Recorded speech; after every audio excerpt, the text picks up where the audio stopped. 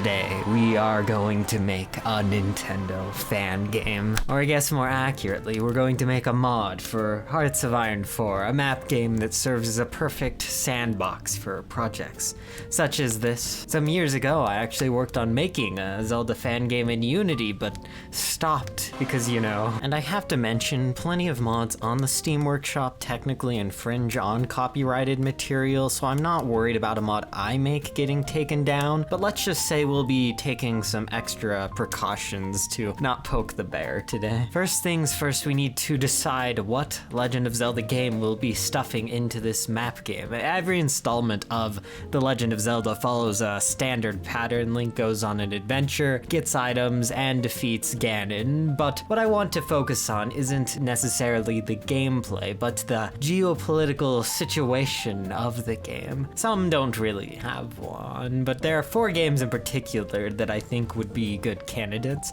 A Link to the Past, Ocarina of Time, Twilight Princess, and Spirit Tracks, but only because trains were added to HOI4 in the most recent update. Ocarina of Time would be a great choice because the mod could easily focus on the period of time between young Link and adult Link, creating a more dramatized, drawn-out version of Ganondorf taking over Hyrule. Twilight Princess probably has the best defined map for conversion into a map game, and there could be cool mechanics involving clearing out the Twilight from areas that doesn't involve getting tears, but some mechanic to do it. But I think the best choice would be A Link to the Past. This 2D SNES game that only has one city where 15 people live, but of course I'll have to take some liberties by changing Hyrule Castle into the Hyrule Castle Metropolis and settling 10 million or so more people in Kakariko. This game will, in fact, make for the most interesting map game for reasons that'll soon become obvious. Second, we need to decide the scope of what this is going to accomplish. This being a mod for Hearts of Iron 4 is our first limitation. Nearly anything can technically be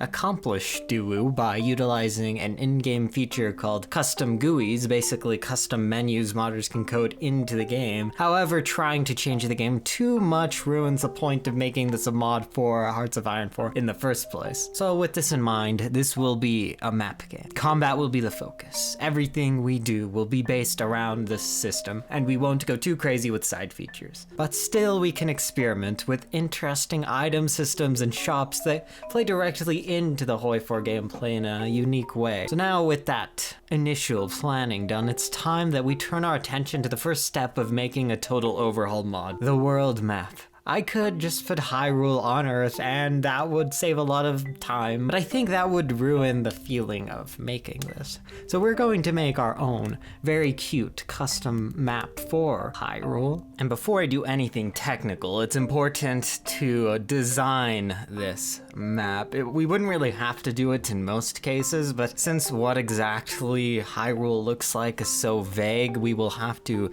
design it ourselves. I'll be using Incarnate, a great map making tool, but you could easily make this in something like MS Paint and you would be just fine. The A Link to the Past map is pretty small and leaves a lot up to the imagination, but we can use other references from other games to know that Hyrule is probably an island, but we'll be stretching that out to more of a massive continent than any sort of island you would see in one of the games. We'll have some liberty and mainly be following the A Link to the Past map to design this. Now with everything designed, it's time we start the exciting process of changing this into this. Everything can be done by hand, but most people use this nifty program called MapGen. It's not an official tool made by Paradox, and it's outdated, but with some modding know-how, we can easily get around any problems that may arise. The Nudge tool, which is an in-game tool made by Paradox, can fix a lot of the issues,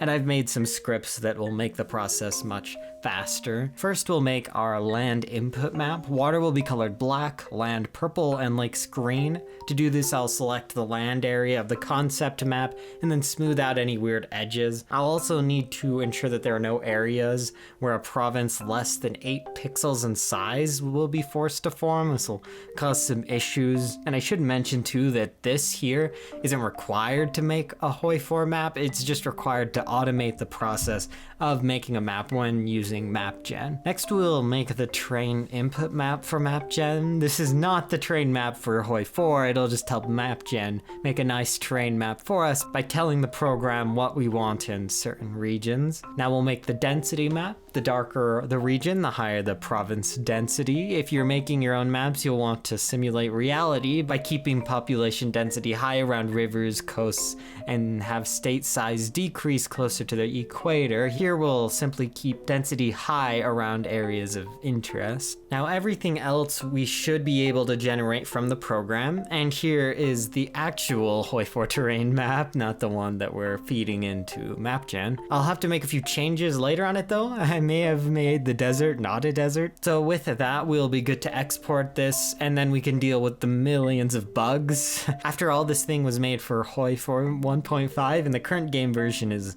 1.11. With a few small changes, we're able to get the game open and into the nudge tool. As you can see, the terrain looks a little funky. I'll probably go back and make sure there's better dithering on the borders, but considering you won't really see the terrain once countries are added, it's not a problem. The main task here is organizing these provinces into states. Ideally, these states would be pretty small, maybe only 10 to 14 provinces each, but that would make this take a long time. So I'm going to keep some important states small while making a lot of massive states to fill up the map. Later on, it's easy to rearrange these states into smaller cute states if it needs to be. And here we are, a beautiful, vibrant map filled with all these land and sea strategic regions, each comprised of several states. And now we can finally start doing things.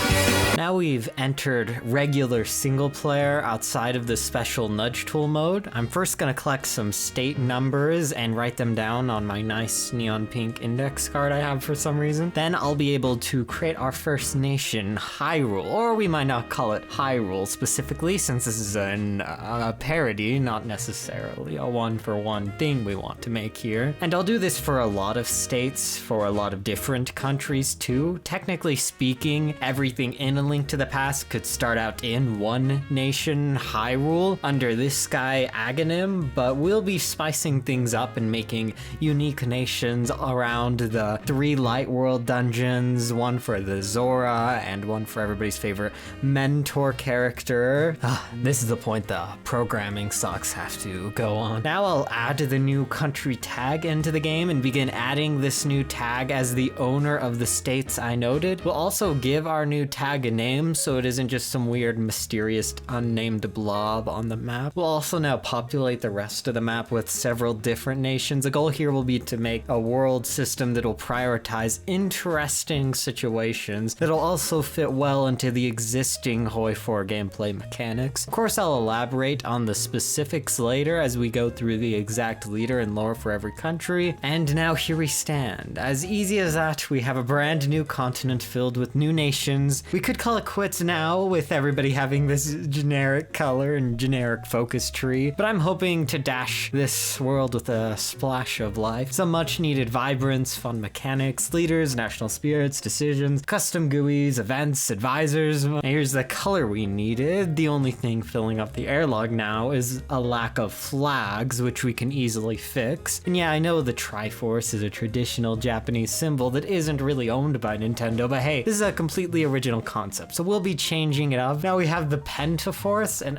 I can assure you it has nothing to do with Satan. I promise I'm very wholesome. I'll probably redesign most of the flags later, but it's good to have some placeholders for now. The more we can accomplish in this early phase, the less we'll have to worry about when we get to polishing at the end. Now, everything before this point can stand on its own and make perfect sense, but going forward, everything has a vital dependence on understanding what is going on. And it has interesting lore for such a simple game from, I believe, the early 90s. So the great hero of time was killed by the evil beast Ganon, who completed the Triforce and became the evil demon king something Ganon. But even being that evil and that powerful doesn't prevent you from getting sealed away in the sacred realm. But then the sacred realm was corrupted and became the Dark World. Everybody who went there became a monster, but other than that, Hyrule was doing pretty fine. However, this silly here, Aghanim, started becoming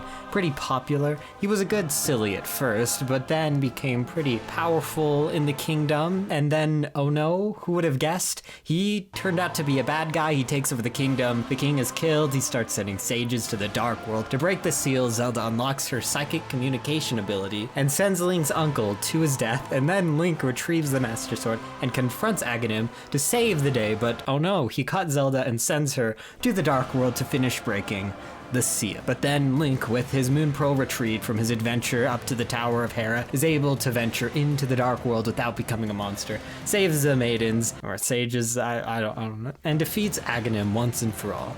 But who's that? A bat? A plane? No, it's Ganon, who Link defeats, then uses the full completed Triforce to wish for the kingdom to properly be restored, resurrecting his uncle, the king, and saving the day. Only for Ganon to eventually return since he didn't have the guts to do what this guy did. You see this bat.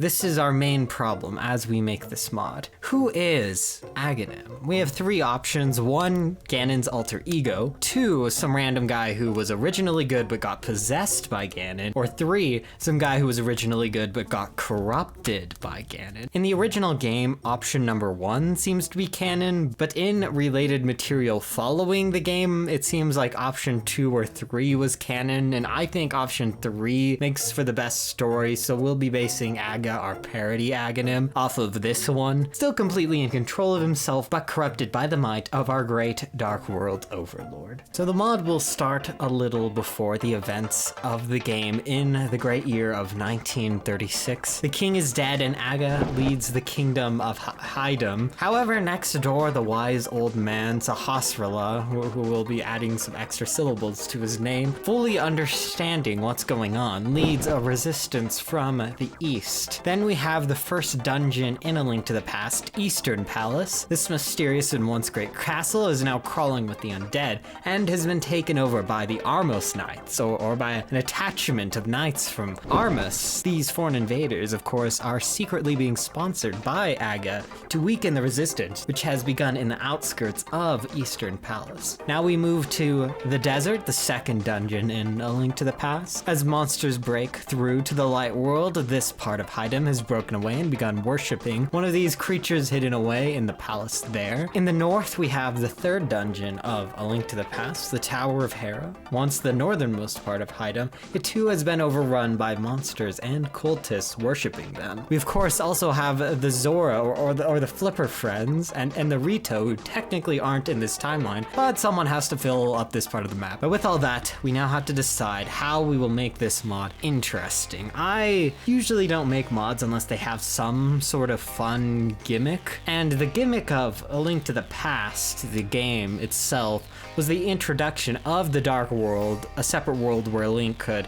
hop over to. But to somewhat follow this idea, right here in the center of Hydum, we have a portal that will take us all the way over to the Dark World. Well, it's kind of slow. Okay, I got rid of the line through the entire map, but it's still slow. I think I'll just make a decision to teleport troops over from here. But this secret straits crossing can stay as an Easter egg. Now we'll start working with the star of the show, Hyrule, or Hydum. First, we'll quickly touch up the flag to make things look a little better. I might still polish it a little more after everything else is finished, but it's good enough that I think we can move on to forcing our good friend Lucas Smith to resign in place for a new leader. So I'll move this art into a blank HOI4 leader portrait and change some things around to make it more stylized. Now we'll set up the character here. We'll set the ideology to this for now, but I'll be renaming the ideologies in-game to make more sense with the context of the mod. More so, we'll have an alignment thing rather than an ideology system, similar to what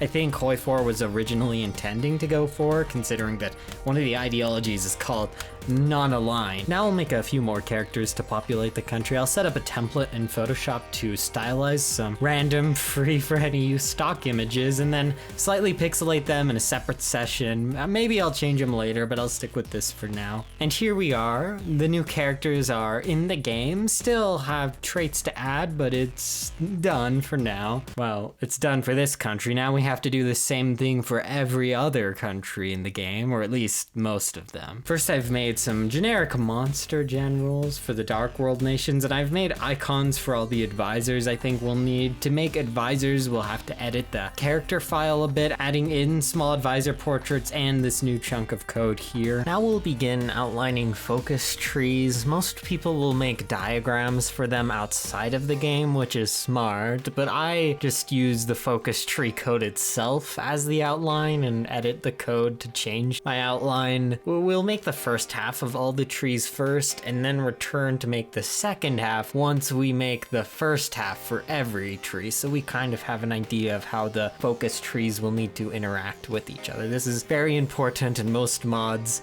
do not think about this. Now we'll move to the resistance. I've changed the provinces in this state to make the borders look better and begun to outline the root focuses for this tree. Unlike the one for Haidam, this tree will start with several different paths and then connect to later on. The hero focus won't be available for a while though, until Haidam reaches a certain point in their focus tree that kickstarts the events that start the game. I've worked on setting up victory points here. I wish I could add a lot more than this, some smaller cities and villages here and there, but adding these is extremely time consuming. I don't know of an easy way to add them, so you have to manually get the province number and then manually add the victory point to the state and then manually go into a localization file and add in the city name. I have a piece of lined paper that's filled both sides with just state numbers and province numbers and city names. It's a nightmare. And with all these victory points set up, we'll head over to the palace grounds ruled by the invading Armus Knights. Their focus tree will include both dealing with the neighboring pirates and dealing with the undead inside the palace. Anyways, with all that done, this mod's well on its way to being a fully fleshed out Total Overhaul mod. Still, of course, needs some finishing details, but it is technically completely playable at this point. Emphasis on the technically. I'll be finishing it next time, hopefully within a week of whenever this video releases. And hey, if you're watching this in the far future, I'm sure that video is already finished. Either way, see you all in part 2. And huge thanks to all my supporters over on Patreon, along with all of you who've subscribed, like, and comment on these videos. It's